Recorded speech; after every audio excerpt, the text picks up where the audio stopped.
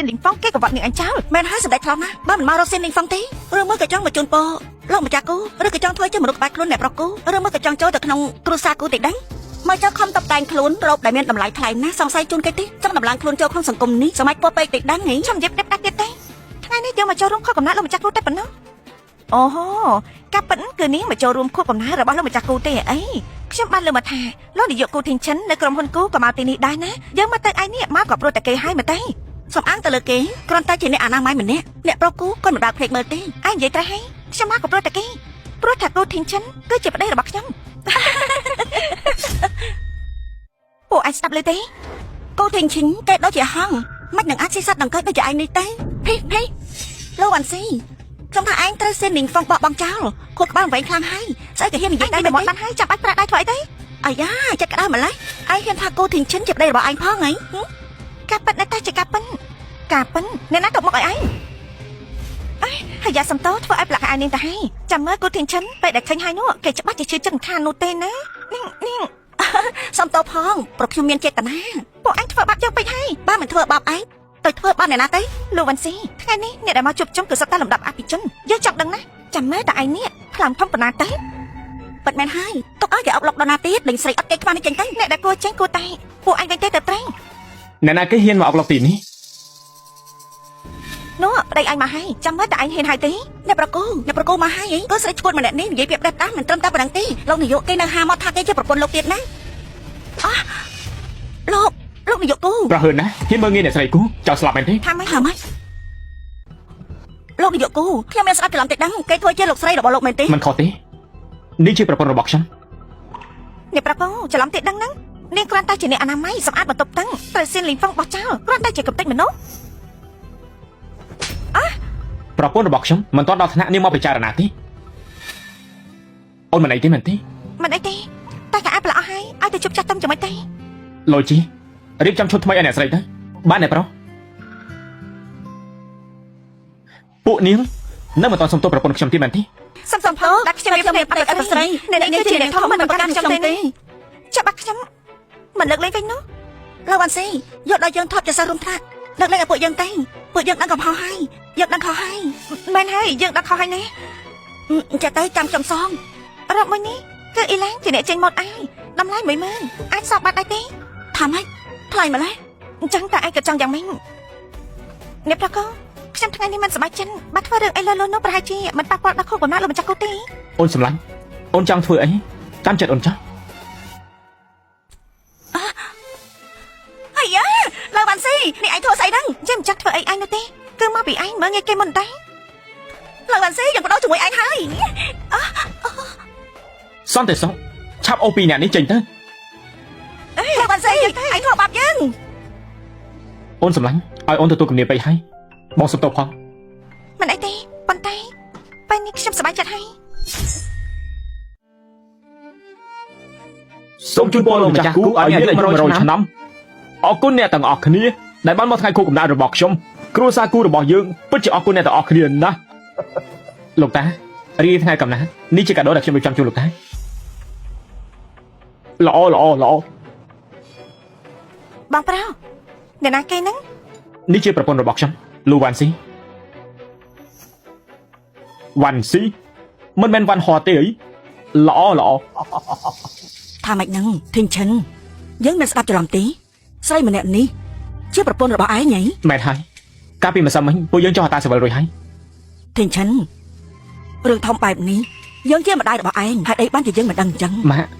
មង្គលការមួយនេះគឺលោកតាជាអ្នកចាត់ចែងរៀបចំពិតមែនហើយលោកតាមានច្រឡំទៀតដឹងគ្រួសារយើងមានតំណែងអីមិនក៏ចិត្តតែឲ្យស្រីធម្មតាចូលមកបានអញ្ចឹងពិតមែនហើយលោកម្ចាស់មិនអាចបណ្ដោយឲ្យធីងឈិនចេះតែរៀបការនោះបានទេនេះអាចធ្វើឲ្យគ្រប់គ្នាសើចច្បោះឲ្យគ្រួសារយើងបានណាលោកម្ចាស់ម៉ាក់យុថងនិយាយប្រយ័ត្នសម្ដីផងគឺជាប្រពន្ធរបស់ខ្ញុំពេញច្បាស់បងខ្ញុំចង់ឲ្យបងល្អតែបងកុំចាញ់បោកគេអសិននេះខ្ញុំបានលើមកថាគេដូចជាស្រីអនាម័យក្នុងបង្គន់អញ្ចឹងគូយុថងបើឯងនៅតែគ្មានការគោរពទៀតកុំបន្ទោសថាបងចិត្តអាក្រក់ចំពោះឯងឲ្យសោះអ្នកបងមែនទេគេសំដែរទេបិទមាត់ទៅអ្នកនាងលូកុំប្រកាន់នឹងពួកគេអីណាចាំអីទេវ៉ាន់ស៊ីជូនពលលោកតាកម្លាំងដូចភ្នំកាដូរបស់ខ្ញុំនៅតាមផ្លូវបន្តិចទៀតមកដល់ហើយល្អណាស់នៅធ្វើពុតទៀតដល់ណា បើថាមិនបាច់យកអីមកទេក៏ថាទៅនេះណានិយាយកុហកថានៅតាមផ្លូវទីនពិតមែនហើយអ្នកនាងលូបុរាណបាននិយាយថាបើចូលមកដល់គ្រួសារនេះអ្នកណាក៏ដឹងដែរថានៅក្នុងក្រុងនេះគ្រួសារយើងមានមុខមាត់ឯងនឹងជាស្អីដែរទៅឯងយល់ថាពួកឯងស័ក្តិសមនឹងធីងឈិនដែរទេម៉ាក់អ្នកនាងលូមានឋានៈខ្ពស់ណាស់សូម្បីតែយើងក៏មិនស័ក្តិសមនឹងគេផងបងប្រៅតាស្រីចង្រៃនេះដាក់ថ្នាំសម្រាប់អីបងទេមិនក៏បងមានចិត្តលំអៀងបែបនេះគ្រួសារគូយើងជាដើមឈើធំចង់ខ្លាចចង្ហង់នោះជាការយកសពហើយមិនមែនស្រីគ្រប់គ្នាសុទ្ធតែមានសិទ្ធិទេបើមិនអញ្ចឹងទេនោះស្រីច្រើនណាស់តោងធីងឈិនបាត់ទៅហើយបើដឹងខ្លួនក៏ប្រញាប់ចេញទៅវិញទេមកគ្មានកម្រោះនៅមិនសុំតោបងថ្លៃឯទៀតលោកតាមើលគាត់ចុះគាត់ប្រាប់តែស្រីខាងក្រៅហ៊ានវាយខ្ញុំទៀតធីងឈិនឯងឲ្យបងស្រីឯងសុំតោគេថ្ងៃនេះឯងកាត់ស្អីហ្នឹងហ៎បានហើយឆាប់បិទមាត់ទៅគេថាម្ដាយយ៉ាងម៉េចកូនក៏អញ្ចឹងគ្រួសារគូយើងមិនក៏មានមនុស្សមិនចេះគិតដូចពួកឯងអញ្ចឹងហេលោកម្ចាស់ថ្ងៃនេះកាត់ស្អីទៅបែរគេមកកាន់ជើងអ្នកខាងក្រៅអញ្ចឹងលោកតាមិនគេថាខ្ញុំបែបនេះខ្ញុំគ្រាន់តែជួយគិតដល់បងប្រុសខ្លាចគាត់ចាញ់បោកគេតែខ្លាចអ្នកនាងលូបោកឯងមិនដឹងទេបើគង់តែបានអ្នកនាងលូទេក្រុមហ៊ុនបងឯងដួលរលំយូរហើយមិនមែនទៅបានរាល់ថ្ងៃនេះពួកឯងចង់ធ្វើយ៉ាងម៉េចតាមតែចិត្តនោះទេលោកតានិយាយបានន័យថាម៉េចទេបើគង់តែបានអ្នកនាងលូផ្ដល់ពីហ៊ុនធំឲ្យយើងក្រុមហ៊ុនរបស់យើងដួលបាត់ទៅហើយកុំអីក្រុមហ៊ុនគូចាញ់ក្រុមហ៊ុននីងទៅហើយក្រុមហ៊ុនគូយើងបានទុនពីក្រុមហ៊ុនជីងយីតើវាពាក់ព័ន្ធស្អីនឹងនាងដែរទៅហ៎បងប្រាបងចេះមនុស្សប្រានេះបងទទួលបានអត្ថប្រយោជន៍100,000លានវ៉ាន់មែនទេថាម៉េចហ្នឹងនាងគឺជាអ្នកស្នាត្រកកាន់សហគ្រាសជីងយីហ្នឹងមែនទេធីងឈិនការពិតគឺអ្នកនាងលូសោះអញ្ចឹងហើយបានជាមុខស្រស់ប្រំប្រៃមើលទៅស័ក្តិសមនឹងកូនប្រុសខ្ញុំខ្លាំងណាស់អ្នកបងខ្ញុំលេងសាយទេណាខ្ញុំស្ដាយដូចដាច់ទេបងថាខ្ញុំស្ដាយល្អទេហ្នឹង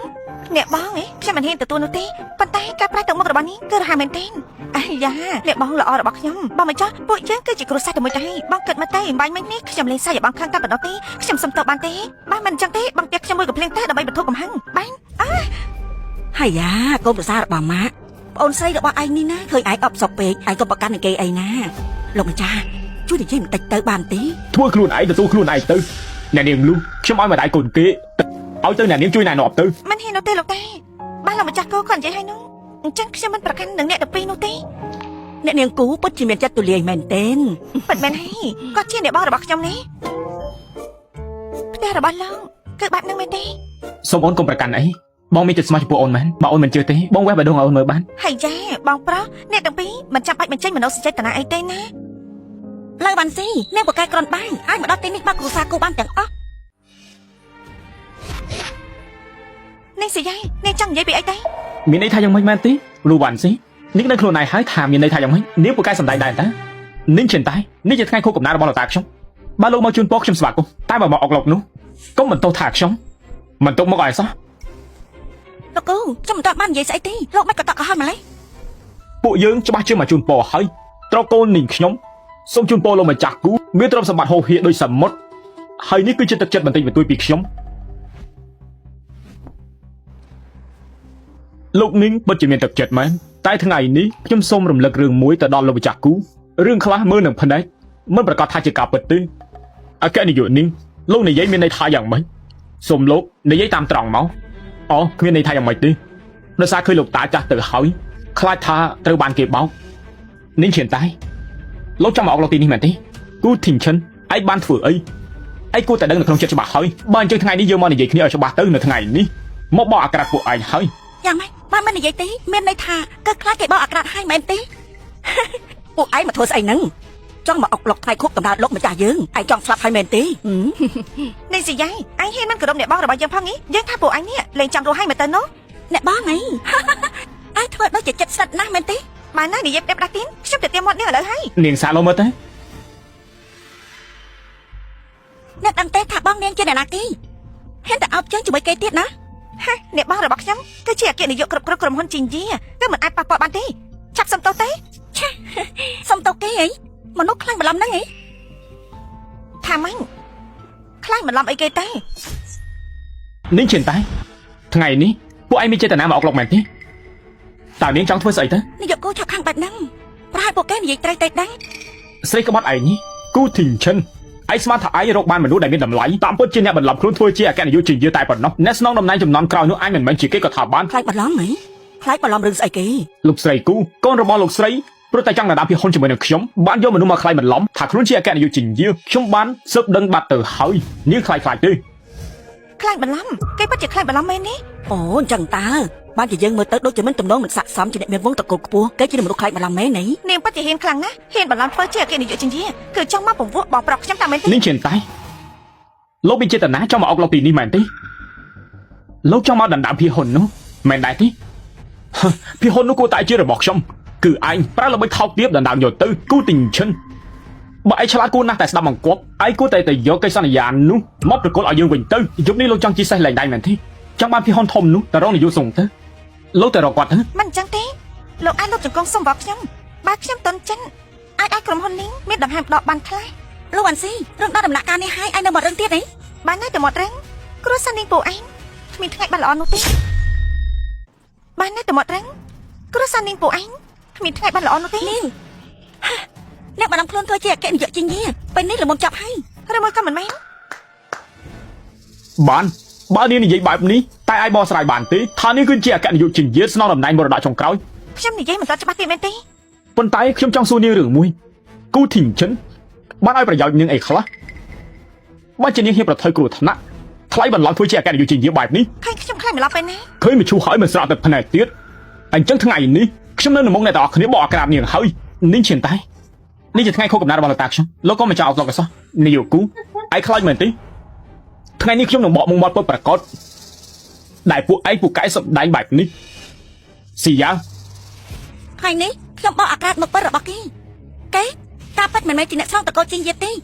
ហើយប្រហែលថ្ងៃមុននេះអ្នកដែលត្រូវសហគ្រាសយើងបណ្ដឹងចេញនោះគឺជាអ្នកអនាម័យឯងគឺជាអ្នកអនាម័យដែលគេបណ្ដឹងចេញនោះតើមែនទេមិនអាចនោះទេនេះហើយជាផាតាំងនេះជារូបថតពេលដែលគេធ្វើជាអ្នកអនាម័យ